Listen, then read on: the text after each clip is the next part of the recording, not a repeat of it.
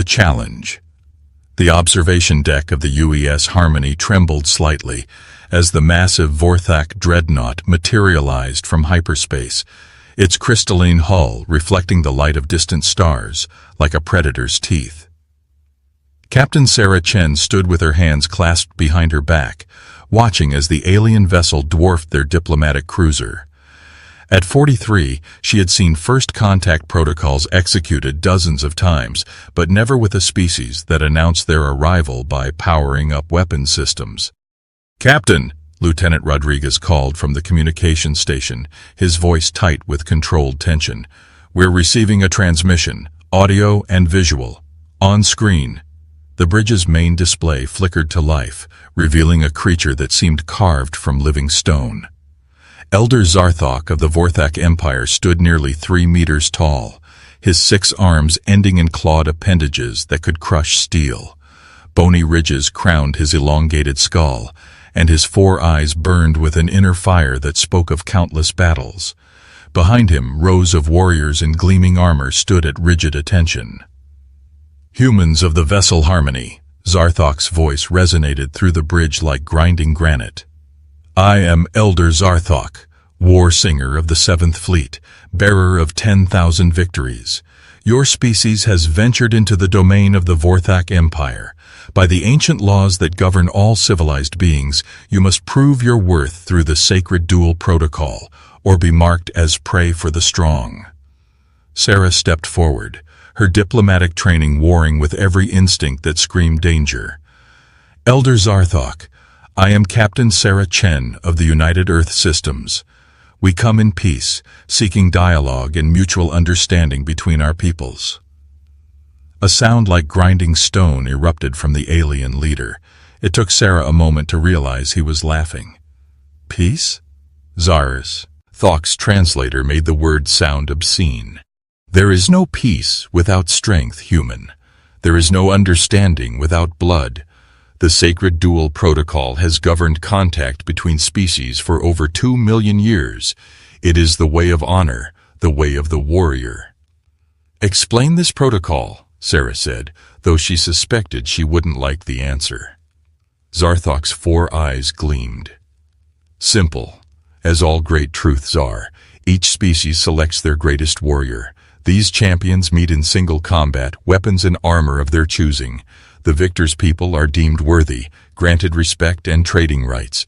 The defeated are marked as weak, suitable only for subjugation or elimination." Sarah felt the blood drain from her face. "And if we refuse?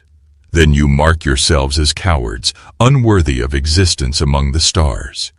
Your worlds become targets for conquest, your people slaves or corpses." Zarthok leaned forward, his massive form filling the screen. "But I sense strength in you humans. Your ship is small but well-armed. Your crew moves with precision. Surely you have warriors among you." Behind Sarah, Commander Marcus Torres shifted uncomfortably. As the Harmony's military attaché, he was technically their best fighter, but single combat against a 3-meter alien killing machine wasn't exactly what he'd signed up for. Sarah could feel the eyes of her crew upon her, waiting for her decision. "I need time to consider," Sarah said. "Time?" Zarthok's laugh was darker now. "Very well. You have 1 solar rotation to present your champion. We shall meet at the coordinates I'm transmitting to your vessel. Come prepared to prove your worth, or prepared to die." The transmission ended, leaving the bridge in tense silence. Sarah turned to face her crew, seeing fear and determination warring in their faces. These weren't soldiers, they were diplomats, scientists, explorers, good people who'd signed up to make contact with new civilizations, not fight ancient alien death matches. "Captain," Torres spoke first, "I volunteer as champion. It's my duty." Sarah shook her head. "Marcus, you're brave, but you're also barely 6 feet tall and human. That thing could tear you apart with one hand." "Then what do you propose?" Chief Science Officer Dr. Elizabeth Park asked. "We can't fight their entire fleet, and we can't outrun them." Sarah was quiet for a long moment, her mind racing through possibilities. Finally, she smiled, though it wasn't a pleasant expression. "We're going to teach them the first rule of war." "Which is?" Torres asked. Don't fight fair. 20 hours later, the Harmony arrived at the designated coordinates, a barren asteroid field in the neutral zone between human and Vorthak space.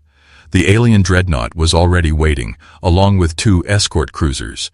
On the largest asteroid, the Vorthak had constructed an arena, complete with lighting systems and what looked like spectator seating. Sarah materialized on the asteroid's surface via transporter, wearing her dress uniform and carrying a single sidearm.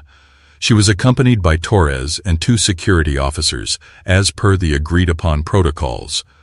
On the Vorthak side, Elder Zarthok waited with his retinue of warriors, all armed and armored like something from humanity's darkest mythologies.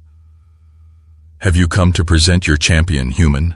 Zarthok asked, his voice carrying easily in the asteroid's thin atmosphere. "I have," Sarah replied. "But first, I have a question about your sacred duel protocol. You said it's governed civilized contact between species for 2 billion years, correct?" "Correct. And in all that time, no species has ever found an alternative?" Zarthok's ridged brow furrowed. "What alternative could there be? Combat determines the strong from the weak. It is the natural order." Sarah nodded thoughtfully.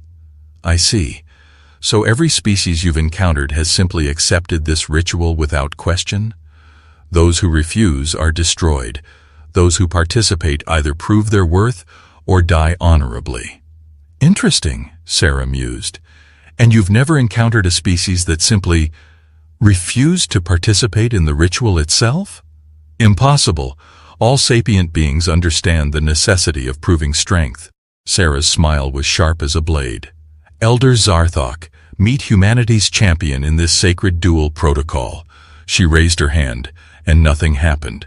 The Vorthak warriors looked around in confusion, weapons half raised. Seconds stretched into minutes as both sides waited for something, anything, to occur. "Where is your champion?" Zarthok demanded. "Right here," Sarah replied. "Humanity chooses not to participate in your ritual. That is our champion, our refusal to accept your terms." The effect on the Vorthak was immediate and profound. Warriors who had faced down the deadliest predators in the galaxy began murmuring among themselves in confusion. Zarthok himself seemed stunned, his 4 eyes blinking in rapid succession. That is not how the protocol works," he said, his voice uncertain for the first time. "According to whom?" Sarah asked. "You said the protocol has governed contact between species for 2 million years. But has any species ever simply said no to the entire concept? You cannot refuse. It is against the natural order." Sarah stepped closer to the towering alien leader.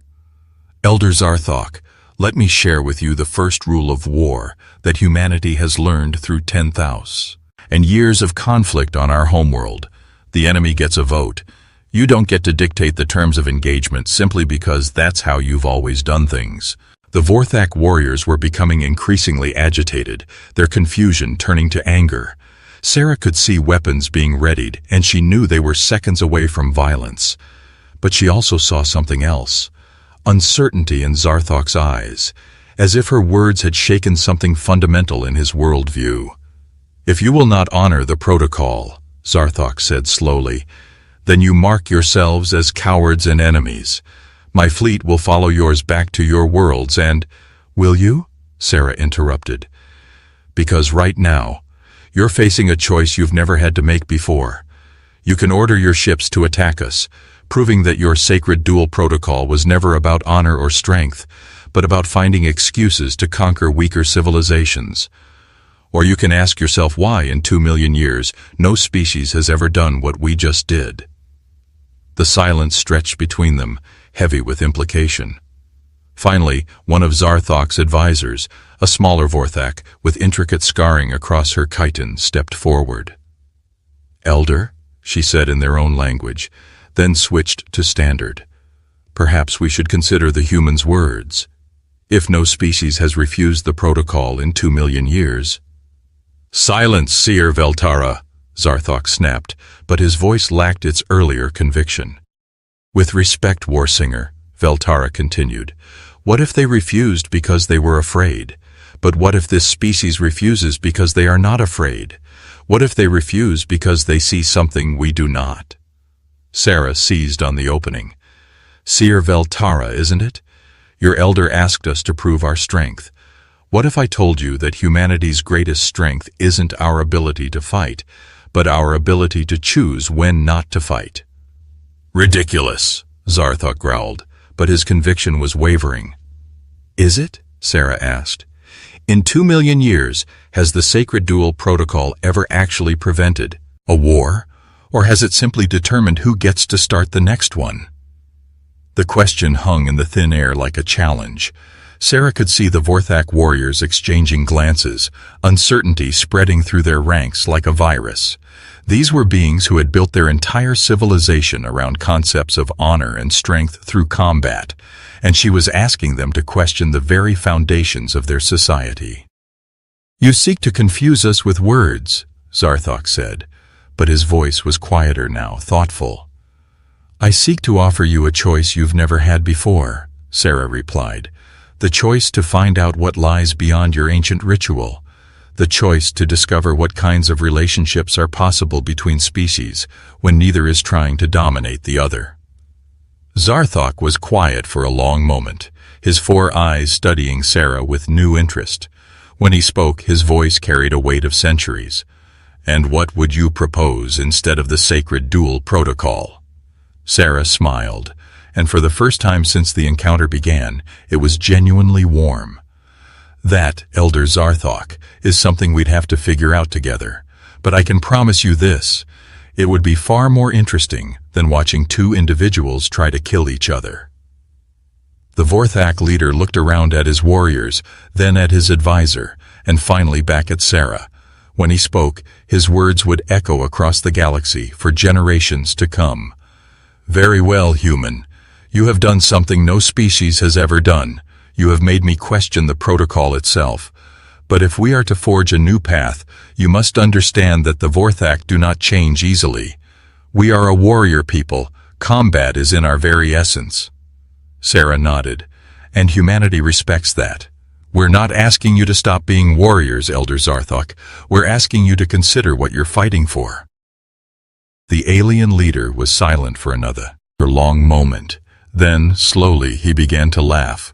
Not the grinding, threatening sound from before, but something deeper, more thoughtful. Seer Veltara was correct, he said finally. You do see something we do not. Very well, Captain Chen of the humans. We shall attempt this dialogue. But know this. The Vorthak Empire spans 1,000 worlds and 10,000 fleets. If this new path proves to be weakness disguised as wisdom, the consequences will be severe. Understood, Sarah replied. But I think you're going to be surprised by what we can accomplish together.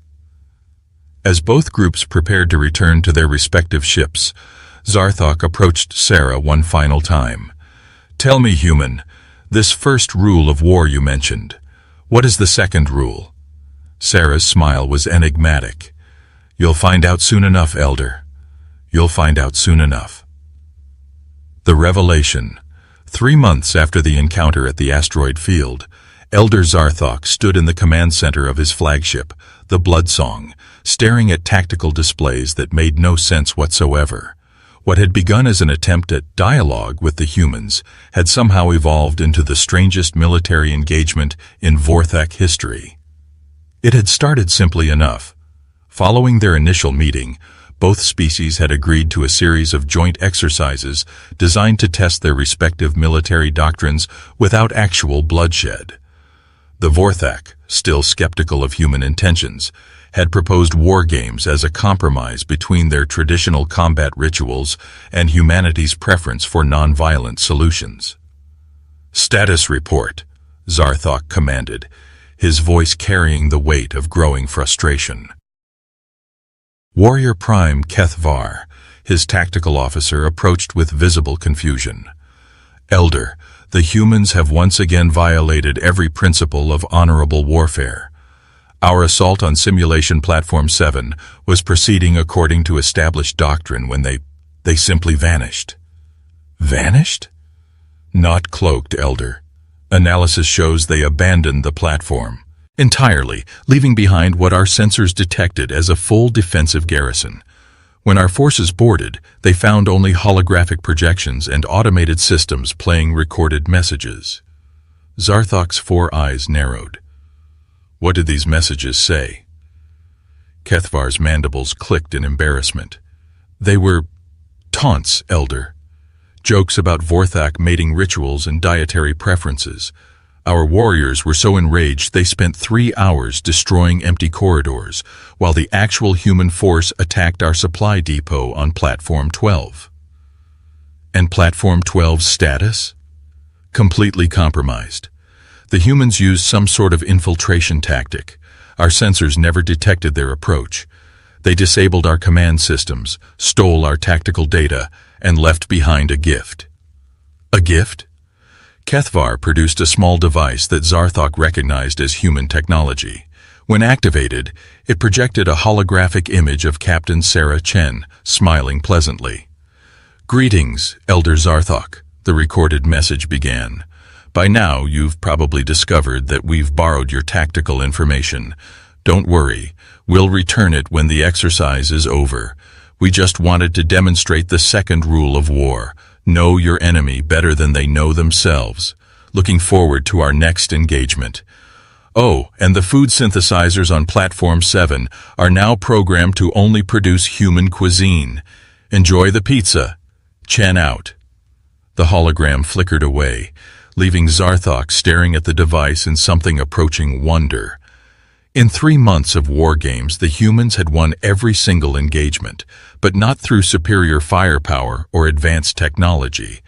They won through methods that the Vorthak couldn't even comprehend, let alone counter. "Elder," Seer Veltara approached from behind, her scarred features thoughtful. "Perhaps it is time to acknowledge that our understanding of warfa itself may be limited." Zarthok turned to face his advisor, noting the uncertainty in her posture.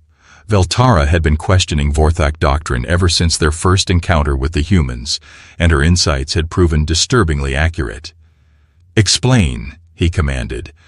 "For 2 million years, we have encountered species that fought as we fight. Direct confrontation, strength against strength, honor through victory.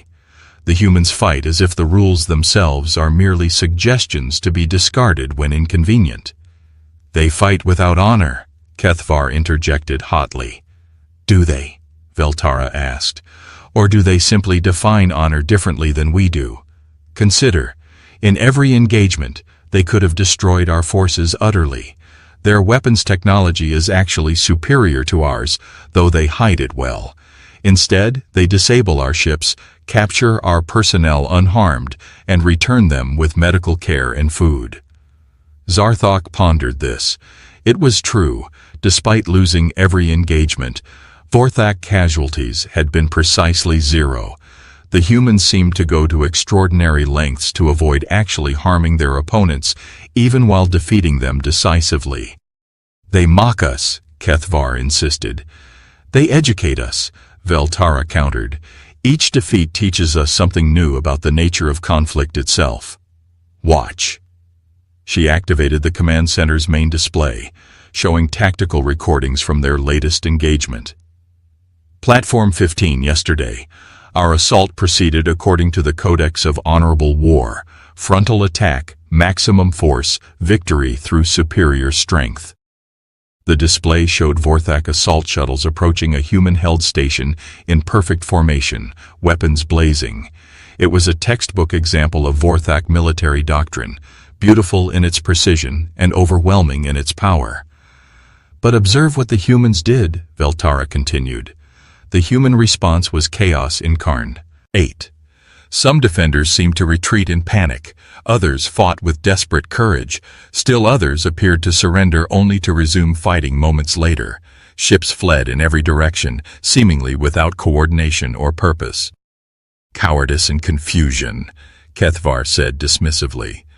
"Watch closer," Veltara insisted. As the recording continued, the apparent chaos began to reveal itself as something else entirely. The retreating ships led Vorthak pursuers into carefully prepared ambushes. The surrendering personnel had disabled key systems before giving up. The desperate fighters were buying time for evacuations that the Vorthak hadn't even noticed were occurring. By the time we realized what was happening, Veltara explained, every human civilian had been evacuated. Their critical data had been transmitted to other facilities, and their remaining forces had withdrawn to prepared positions. We captured an empty station of no strategic value while they preserved everything that actually mattered. Zarthok studied the replay, his tactical mind struggling to process what he was seeing. "But this is not warfare," he said finally. This is theater," Veltara supplied. "They turned the entire engagement into a performance designed to waste our time and resources while achieving their actual objectives. And we never even noticed." The command center fell silent as the implications sank in. For a species that prided itself on military excellence, the revelation that they had been outmaneuvered so completely was profoundly disturbing. "Elder," Communications Officer Zurhan called from his station, "we're receiving a priority transmission from the human fleet. Captain Chen requests immediate conference with all Vorthak commanders." "Put her through," Zarthok said, his voice heavy with resignation. Captain Sarah Chen appeared on the main screen, but she wasn't smiling this time. Her expression was grave, professional, and worried. "Elder Zarthok, I need to speak with you immediately. We have a situation." "Another lesson in human warfare, Captain?" Zarthok asked, unable to keep the bitterness from his voice. "I'm afraid not," Sarah replied. "Long-range sensors have detected a fleet approaching our position. Configuration and energy signatures match the Devourers." The effect of that name on the Vorthak bridge crew was immediate and profound. Warriors who had faced down the deadliest predators in the galaxy suddenly looked genuinely afraid. Even Zarthok felt his blood turn cold. "The Devourers," he whispered. "That is impossible. They were destroyed 3 centuries ago." "Apparently not," Sarah said grimly. "Our analysts estimate their fleet at approximately 200 vessels, including at least 12 planet killers. They'll reach our position in 6 hours. Zarthok's mind raced. The Devourers were the nightmare of the galaxy, a machine civilization that consumed entire worlds to fuel their endless expansion. The combined might of 17 species had been required to stop them the first time, and even then the victory had been Pyrrhic. If they had returned— "Captain," Zarthok said slowly, "the war games are suspended. We must withdraw our fleets immediately and warn our respective governments." "I agree about suspending the games," Sarah replied, "but I don't think we should withdraw." "Are you insane? Even our combined fleets wouldn't stand a chance against the Devourers. We need reinforcements, massive reinforcements." Sarah was quiet for a moment. "Elder, may I ask you something? In all your battles, in all your victories, have you ever faced an enemy that couldn't be defeated through direct confrontation?" Zarthok frowned. "The Devourers cannot be defeated through any means. They are a force of nature, like a stellar collapse or gamma-ray burst." "But what if they're not?" Sarah asked. "What if they're just another enemy that needs to be understood before they can be fought?" "Captain, this is not the time for human philosophy. The Devourers have consumed 47 worlds. They cannot be reasoned with, bargained with, or defeated through clever tactics." Sarah's smile was grim but determined. "Elder Zarthok, you've spent 3 months learning about human warfare. You've seen how we approach problems differently than you do. Will you trust us one more time?" Zarthok looked around his bridge, seeing the fear in his warrior's eyes. Then he looked at Veltara, who nodded almost imperceptibly. "What do you propose?" he asked finally. "Joint operations," Sarah replied immediately. "Your fleets and ours working together. Not war games, not exercises, but actual cooperation against a common enemy. The Devourers will destroy us all." "Maybe," Sarah admitted. "But maybe not. Maybe it's time to show the galaxy what's possible when different species stop fighting each other and start fighting together." Zarthok was quiet for a long moment. Everything in his training, his experience, his very culture screamed against trusting these strange aliens with such a critical decision. But something deeper, something that had been growing since their first encounter, whispered that Sarah Chen might be right. "Very well," he said finally, "but if we do this, we do it properly. Full tactical integration, shared command structure, complete coordination." "Agreed," Sarah replied. "Elder, I'm transmitting our fleet's actual technical specifications and tactical capabilities. No more secrets, no more hiding. If we're going to face the Devourers together, we need to know exactly what each of us brings to the fight." The data package that arrived on Zarthok's systems made him gasp. The humans had been dramatically understating their military capabilities during the war games. Their weapons were not just superior to Vorthak technology, they were generations ahead. Their ships were faster, more maneuverable, and far more heavily armed than they had appeared. "Captain," Zarthok said slowly, "you could have defeated our entire fleet at any time during these exercises." "Yes," Sarah admitted without hesitation, "but that wouldn't have taught us anything about working together, and working together is what we're going to need to survive the next 6 hours." As both fleets began rapid tactical coordination, Zarthok found himself experiencing something he had never felt before in his long military career: hope in the face of impossible odds. The humans' approach to warfare was unlike anything in Vorthak experience, but perhaps that was exactly what they needed. "Seer Veltara," he called to his advisor. "Yes, Elder?" "You were right about the humans. They do see something we do not." "And what is that, Elder?" Zarthok watched as human and Vorthak tactical officers worked side by side, sharing data and coordinating strategies that neither species could have developed alone. "They see possibilities where we see only problems," he said finally. "They see opportunities where we see only obstacles, and perhaps most importantly, they see allies where we saw only enemies." As the Devourer fleet approached, and the joint human-Vorthak task force prepared for the battle of their lives, Elder Zarthok finally understood both rules of human warfare. The first rule, "Don't fight fair," wasn't about dishonor. It was about using every available advantage to protect what mattered most. The second rule, "Know your enemy better than they know themselves," wasn't about gaining superiority. It was about finding the key to victory that your opponent couldn't see. But perhaps most importantly, he realized there was an unspoken third rule that the humans lived by, but never stated. Sometimes the enemy you're fighting isn't the enemy you should be fighting.